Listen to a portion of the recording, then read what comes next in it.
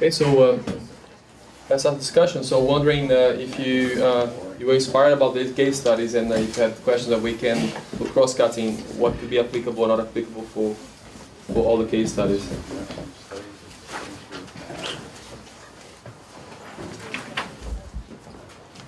Freddy Dinkel from Caltech. I have one comment and two questions. Thank you first for this very nice presentation. It was really makes it more clear than before. And from what my impression now is that, let's say first the comment. I'm very impressed from the courage you had to make an overall single score evaluation, and I really appreciate that. No, I don't mind that ironically. I really appreciate that. But on the other hand, when I look at this case studies, my impression is that it is not really applicable to decision making, but it is more for awareness raising, and that's really a positive thing. So that is also the question: what is your findings?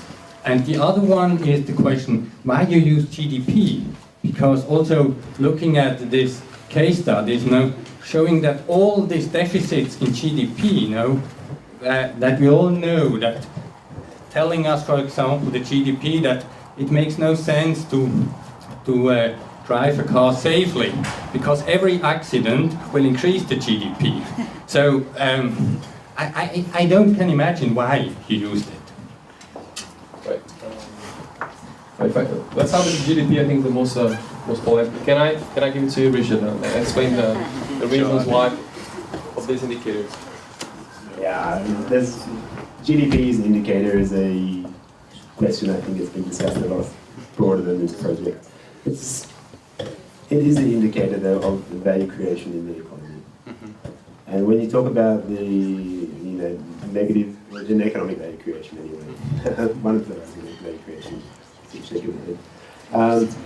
If you have accidents or something like this, it obviously have a monetarized effect and it's positive. Yeah, sure, that's not particularly great, but we capture that anyway in the other impacts categories that we do here. So if you do have accidents, then sure, it might be you get a slight increase in GDP, but you get a huge impact in human health or something, right? So the idea is, what is the most policy relevant indicator that we can use that captures the broadest kind of scope of things we have in the economic work package, and then kind of GDP is policy relevant. You can't ignore that, I think.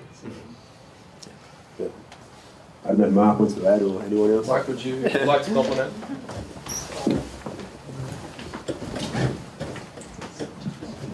Hi, I'm Mark Saunders, Utrecht School of Economics. We indeed had that discussion, and I was kind of on your side of that debate, and so I'm not sure what I can add to defend that we did choose GDP, except from the fact that it is the most widely used and best understood, and everybody kind of knows what its caveats and drawbacks are. So in that sense, not having the impact on GDP in our assessment would really have been strange and cause for a lot of confusion. So with those caveats, and we agree on those, and with what Richard said, I think it's still justifiable to look at what happens to GDP. Benoit? Yes, in fact, I'm not convinced the modeling is totally correct. I don't feel comfortable with the results with the prosperity. I feel like if you spend the money for a product, you will not spend the money for another product or service, and I'm not sure the GDP will increase at all. It's a more general effect, so I think prosperity must be wrongly modeled somewhere. I'm not comfortable at all with this indicator. Yeah, sure. I don't quite get the point, maybe, but it's clear that we're not. We look at the competition between products of two different technology processes. So the production of a product by a reference technology or something, and the production of a product by the perspective technology. And we look at basically, the price effects of that and the subsequent impact that has further on in a broader economic sense. So I don't fully get it. Like, basically, if things have become cheaper, then we do expect economic growth to occur, and that's how we model it. And if we get novel technologies, then we also expect economic growth to occur. And that's basically how we get this. And if that is that would be the simplification of the whole thing, but I think that doesn't satisfy you, I guess. No.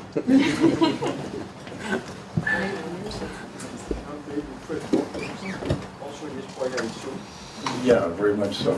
It might be interesting just to try as an alternative per unit of GDP. Make your comparisons between different technologies per unit of GDP. That gets rid of the problem to a certain degree. But okay, this would be a completely different approach that also could be considered. But in general, we had a lot of discussion on that. How does that? It's not so simple as what someone said. Okay, more excellence leads to more GDP, because that's too simplistic. And we had a CCS case study that we discussed, at least conceptually, where we said, okay, what's the impact of CCS what's the impact of CCS? That basically that electricity prices become higher, and that leads in the end to lower consumption. That is in the end the impact. So the impact should be negative. So some results are counterintuitive here, but that can be because the economy is a complex system and you may have unexpected effects. But still, the idea was, okay, we need to have a measure for, say what we intend to have here is a measure of prosperity, of affluence of the individual people. That is what we want to measure, and of course GDP comes somewhere close to that, but we had also a lot of discussions on what it does measure and what it does not measure. Say, one of the things is, of course, GDP does not include all external effects, all non-monetarized effects, but okay, that's not a problem because we have that in the 4 other pillars. The other is that the added value of more, it's maybe not a good word in this term, but having extra income depends on where you stand. Say if you have a low income, extra income, a dollar extra weighs a lot, and if you have a high income, a dollar extra doesn't add much to your life satisfaction, so to say. So that's and that is something that we may say also go back to the primary definition of sustainability in the Brundtland report, that may be the basis for some refinement. Right. I guess GDP itself doesn't answer the question, but what you can do here is to combine that indicator with the regional income inequality, so you can look at the Gini and see what does that mean, in fact, in terms of distribution. So I think that's. Do you have other questions regarding GDP, or do? Different one. Good, excellent.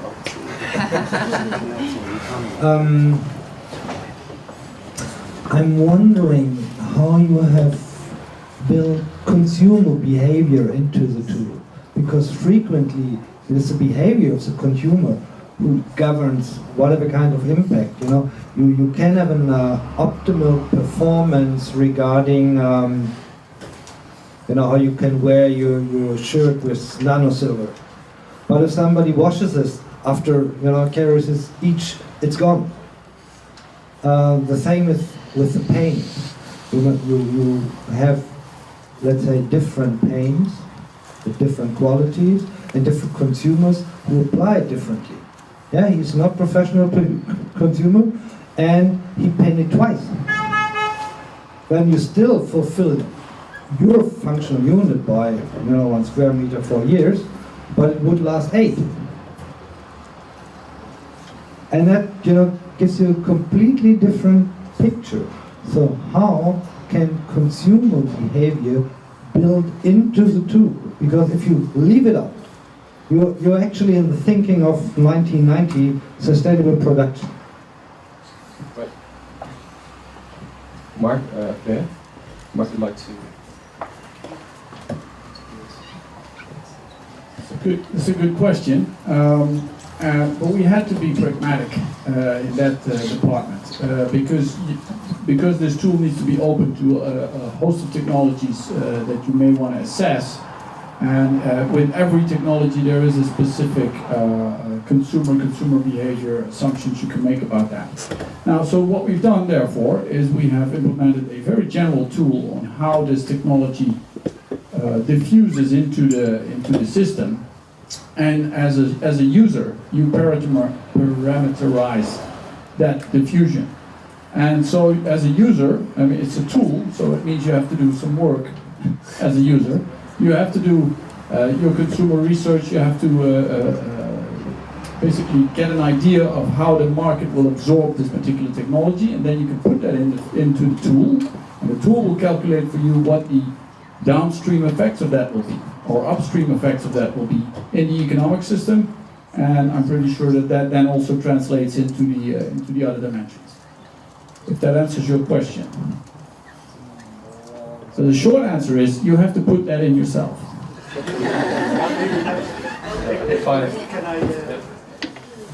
Maybe I'd like to stress on that. Say you see you saw for instance the case study that ETH has been doing about the application of nano silver. There is no data on that, so and they had to go out to see how is that what happens to the nano silver in the power plants. So they did measurements, and often whether it's about the behavior or the technical characteristics, we are say always when you talk about future technologies, you cannot take it for granted that all the data will be put on your desk. We are to some extent. I remember when we did the first life cycle assessments in the early 90s, we had to go out and gather all the information ourselves. Say there was no CIMAPRO or whatever. If I'm allowed to mention, there was or equivalent.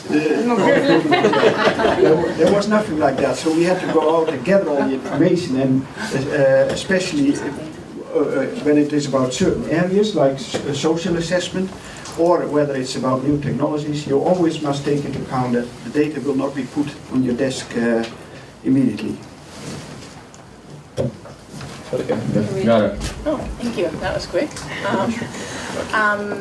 I just wanted to bring something up, and that is one of the objectives of the PROSUD project was to look at the economic implications of critical metals used in these technologies.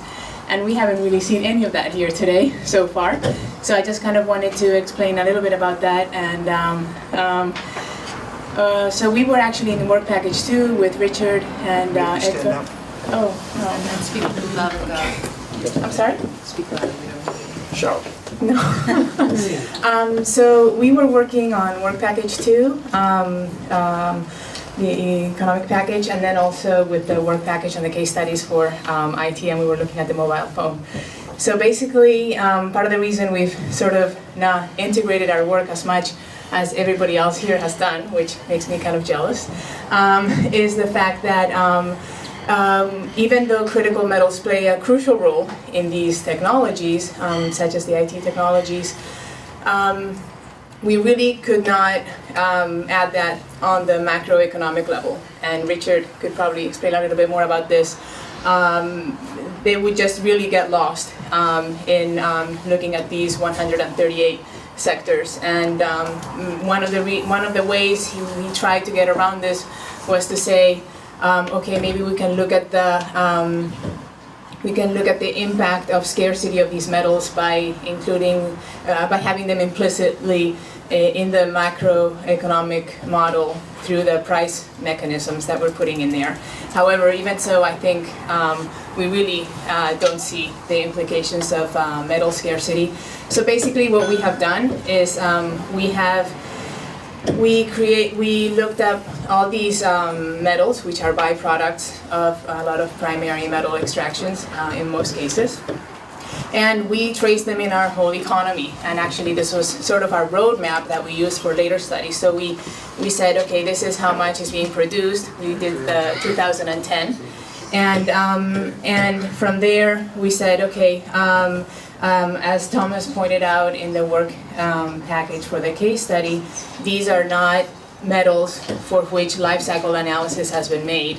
So part of our work has been to account for material and energy requirements and for the production of these metals. So there's a series of publications that we have made on that, and also a lot of substance flow analysis to track where these metals, these critical metals, are used, not just in ITs, but also in many of the new emerging technologies. So I'd be happy to answer questions, but part of the limitation has been that the economic implications of the metals are lost in such a huge model as the ones that NTNU have provided us with.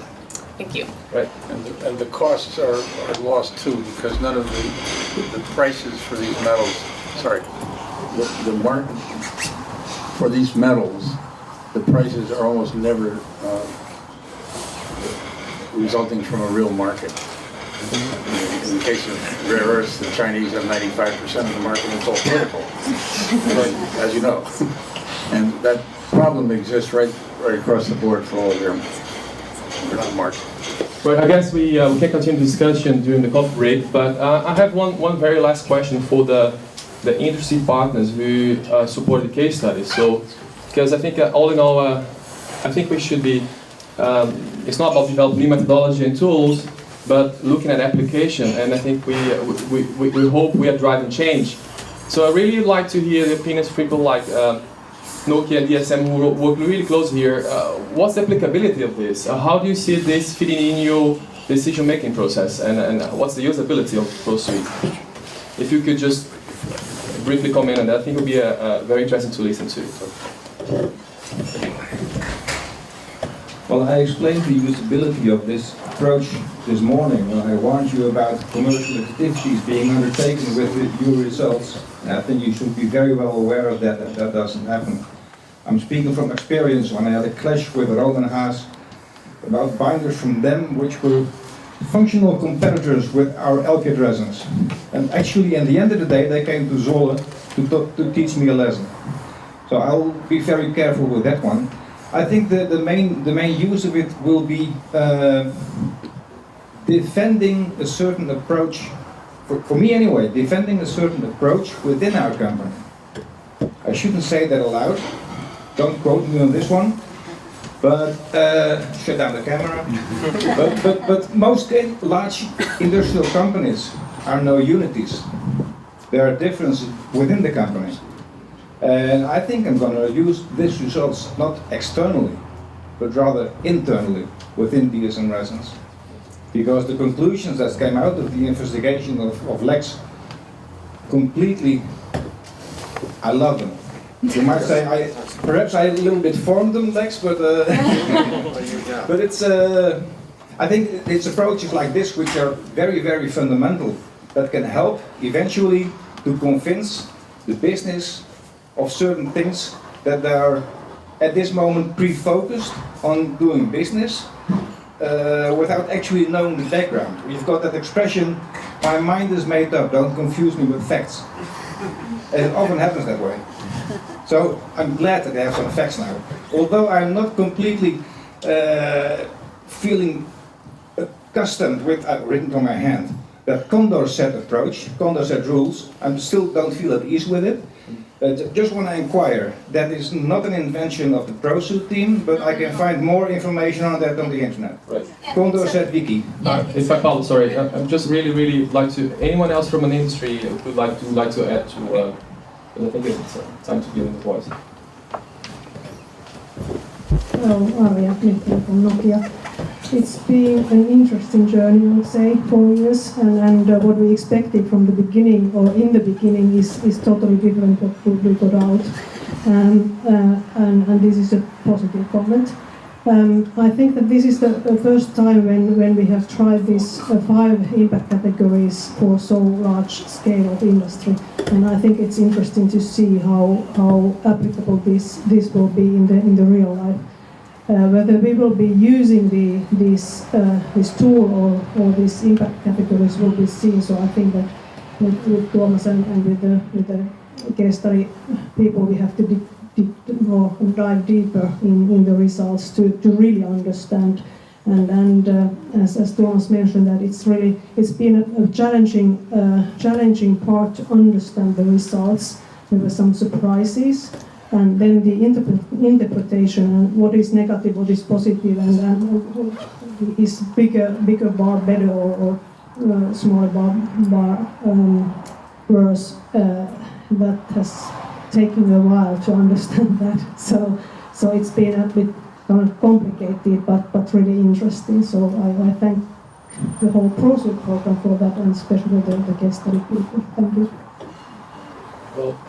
Well, thank you all for your time. I think we're heading to a coffee break, and please make sure you're here at 4:10, so we have time for the last panel before the first people start leaving.